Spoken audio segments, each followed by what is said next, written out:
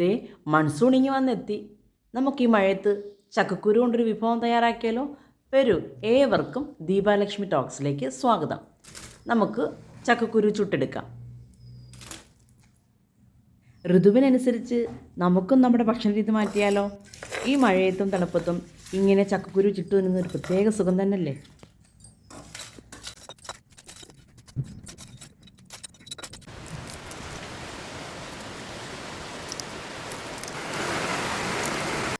അപ്പോൾ ഇതിലേക്ക് വേണ്ടത് ശർക്കര, തേങ്ങ, നെയ്യ്, ഏലക്ക ഒരു 3 മതി, പിന്നെ കടല.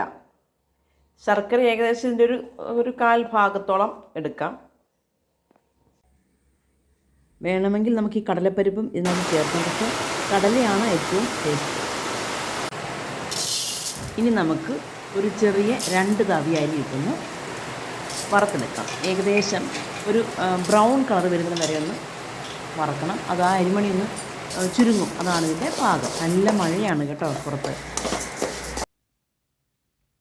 ഏകദേശം ഈ ഒരു പാകത്തിൽ നമുക്ക് എടുക്കാം. ഇനി ഇതിലേക്ക് ഒരു ചെറിയ തവി നിറച്ച് കടല ഇട്ടൊന്ന് വറുക്കാം. ഈ ഒരു പാകമാണ് കടല. നമുക്കിത് കടലയുടെ തൊലിയെല്ലാം ഒന്ന് കളഞ്ഞ് ക്ലീനാക്കി വയ്ക്കാം.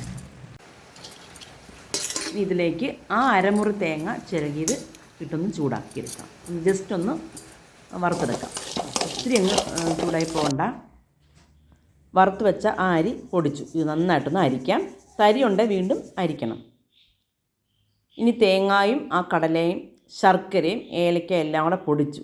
ഇത് ചുട്ടെടുത്ത ചക്കക്കുരു ഞാനൊന്ന് പൊടിച്ചു. അതിലേക്ക് അരി അരിച്ചത് അങ്ങോട്ടിട്ട് നന്നായിട്ടൊന്ന് മിക്സ് ചെയ്യാം. ഇതിലേക്ക് കടലയും തേങ്ങയും ശർക്കരയും എല്ലാം കൂടെ പൊടിച്ചത് അങ്ങോട്ട് ചേർത്ത് നന്നായിട്ടൊന്ന് മിക്സ് ചെയ്യാം. അങ്ങനെ ചക്കക്കുരു അവലോസ് പൊടി തയ്യാർ. എല്ലാവർക്കും നമസ്കാരം.